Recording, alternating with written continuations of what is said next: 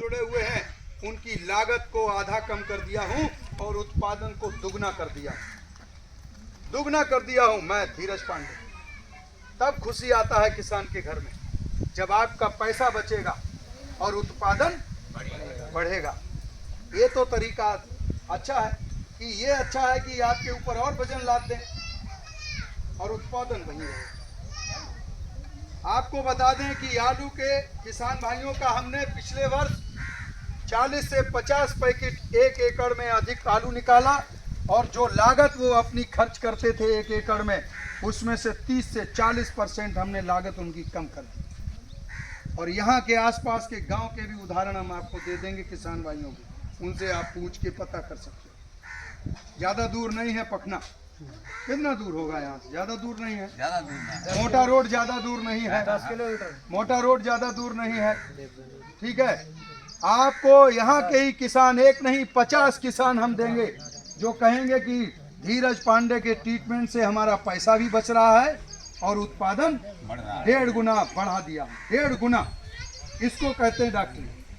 डॉक्टरी का मतलब थोड़ी नहीं, वो तो सब सेल्समैन है जो आया बेचा, नॉलेज भी नहीं है। अब ये बैक्टीरिया कैसे आपके खेत में चेचक का कारण बन रहा है वो भी आपको बता रहे हैं। ये चेचक से ही संबंधित चल रही है सारी चर्चा। अब जब बैक्टीरिया कम हुआ और आपने केमिकल फर्टिलाइजर ज़्यादा डालना चालू किया, क्योंकि आपके दिमाग में है कि इसमें यूरिया डीएपी की कमी की वजह से हमारा उत्पादन कम हो रहा है, लेकिन कम किसकी वजह से हो रहा है? असली जड़ पता ही नहीं किसान को, बैक्टीरिया कम होने की वजह से। तो आपने क्या किया? डीएपी और बढ़ाना चालू किया। एक तो पड़ोसी को देख के, दूसरा अपना भी दिमाग लगा के कि भाई 4 बोरी डालते हैं, अब 5 डालो, तब गुजारा होगा। यूरिया 2 बोरी डालते थे, अब 4 डालो, तब हमारी फसल अच्छी होगी। यही है ना। लेकिन फसल अच्छी होने के चक्कर में हमने एक बीमारी और पाल ली जिसको कहते हैं चेचक। इस ब्लैक स्कर्व, अंग्रेजी में कहते हैं ब्लैक स्कर्व। ये ब्लैक स्कर्व 2 कारण से आता है। एक तो बैक्टीरिया की कमी से, दूसरा इनबैलेंस ऑफ न्यूट्रिशन। हिंदी में बात करें तो किसी भी तत्व का खत्म हो जाना या किसी भी तत्व की अधिकता हो जाना।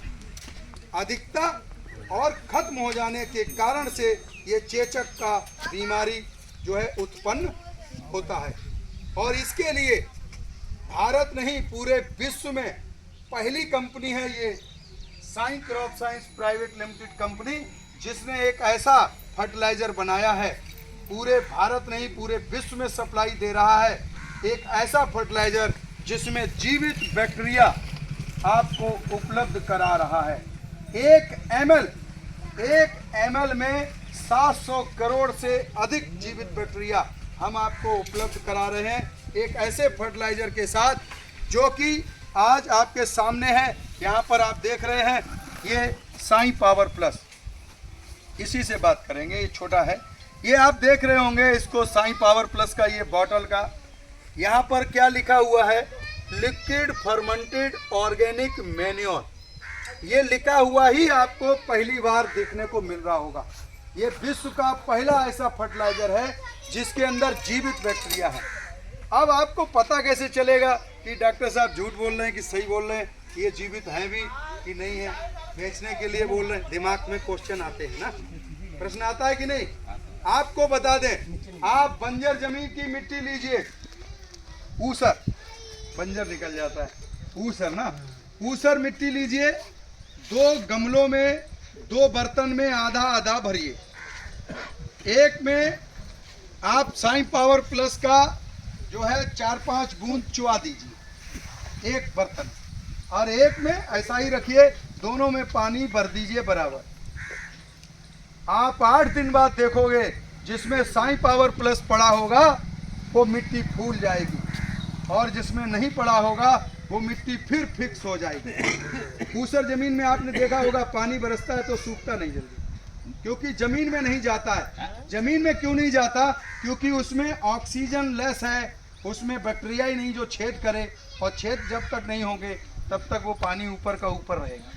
तो बाष्पीकरण करके जितना उड़ता है, जो सूरज खींचता है, जलाता है, उतना पानी वो धीरे धीरे खत्म होता है, जमीन के नीचे नहीं जाता है।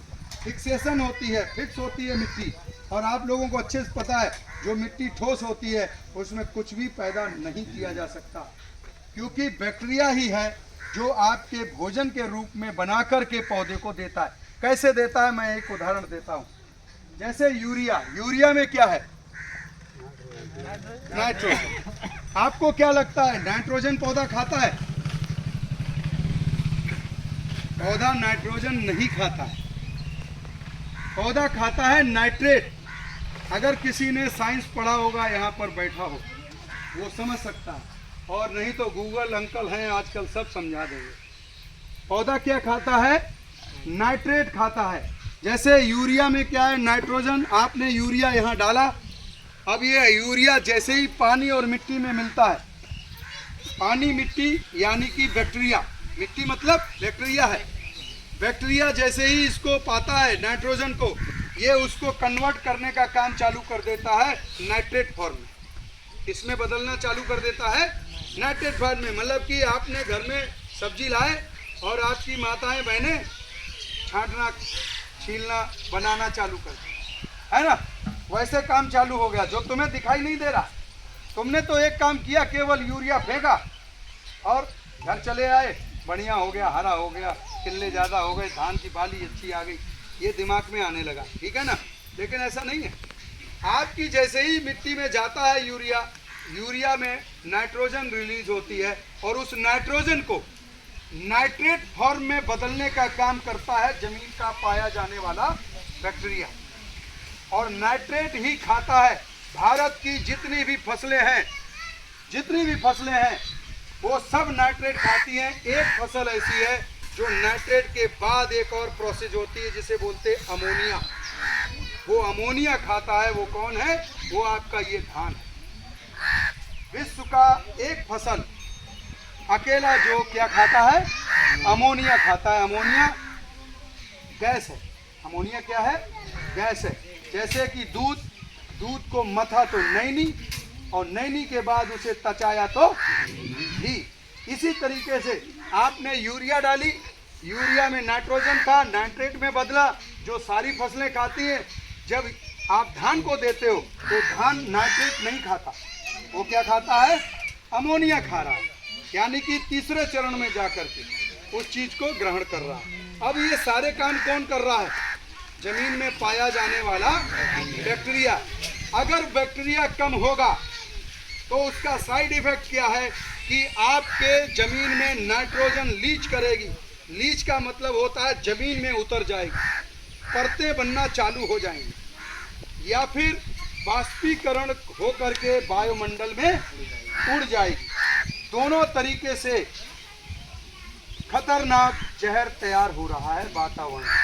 एक तो बाष्पीकरण करके जो उड़ा, उससे वायुमंडल प्रदूषित हुआ, और जो जमीन के अंदर लीच कर गई उसने लेयर बनाना चालू कर दिया, और जब लेयर बनानी, परतें जमना चालू हो गई नाइट्रोजन की, तो उससे क्या हुआ?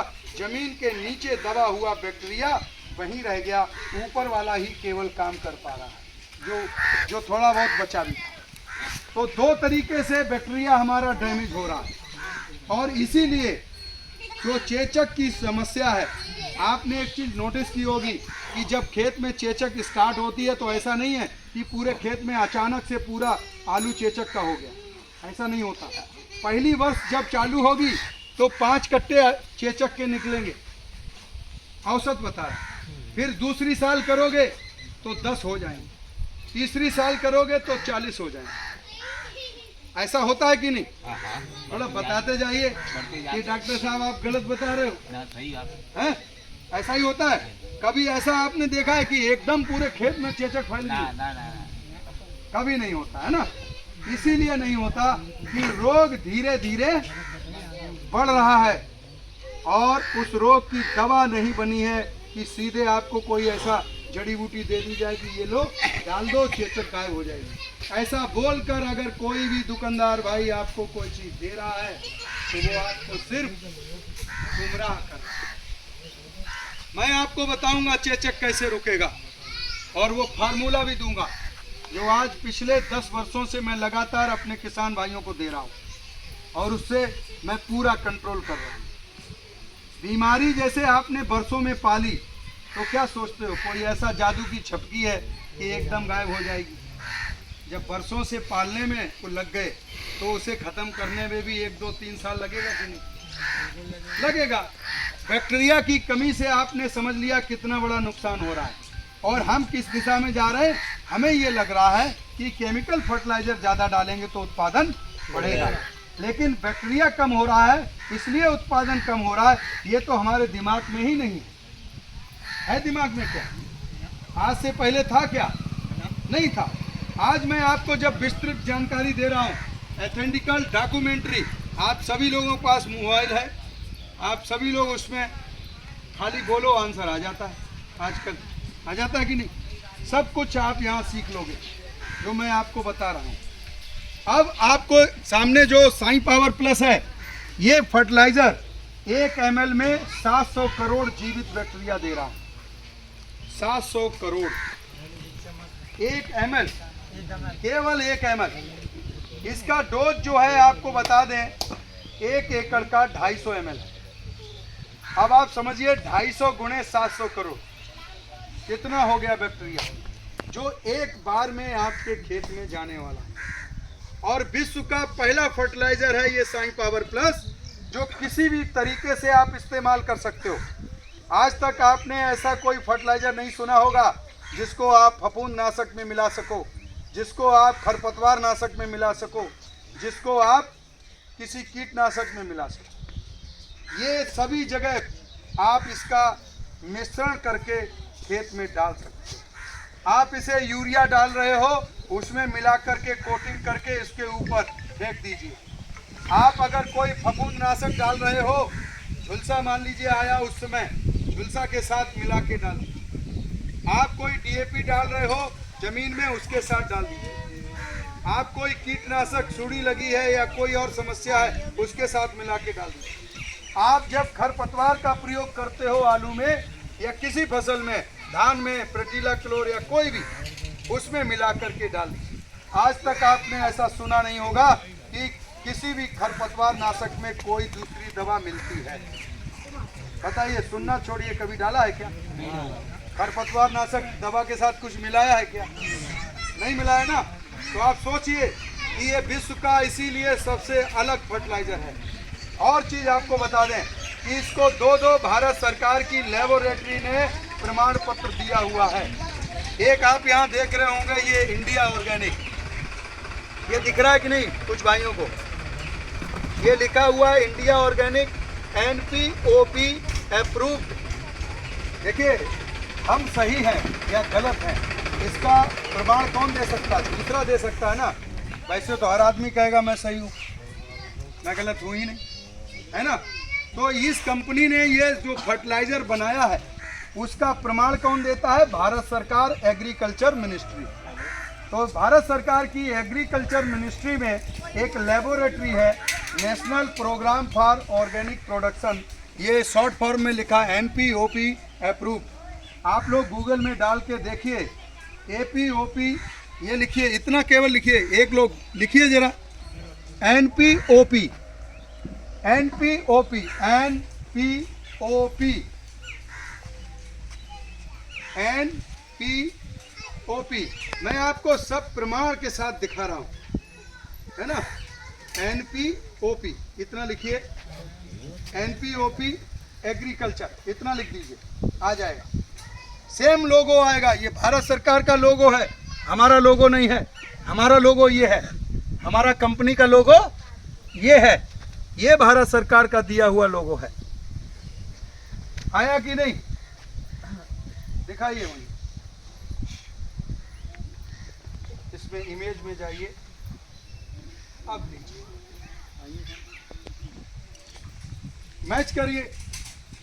मैच करिए इससे। इंडिया ऑर्गेनिक, ये कौन सी यूनिवर्सिटी है? Agriculture minister of India, Bharat सरकार की कृषि मंत्रालय का ये लोगो है। उसने सर्टिफिकेट दिया है कि ये 100% ऑर्गेनिक फर्टिलाइजर है। दूसरा, कोई भी कंपनी जब फर्टिलाइजर बनाती है तो उसको एक सर्टिफिकेट लेना पड़ता है बेचने के लिए। वो भारत सरकार की मिनिस्ट्री है जिसको FCO बोलते हैं, फर्टिलाइजर कंट्रोल ऑर्डर, उसकी फुल फॉर्म है, और शॉर्ट में क्या बोलते हैं, FCO 1985 एक्ट धारा के तहत उसको रजिस्ट्रेशन कराना पड़ता है, तब वो एथेंटिकल फर्टिलाइजर बोल सकते हो। ऐसे हवा में नहीं बोल सकते कि ये फर्टिलाइजर है वो टॉनिक जाइम है, PGR है, उसको आप फर्टिलाइजर बोलने लगो, ऐसा इनवैलिड है, सजा भी हो जाएगा।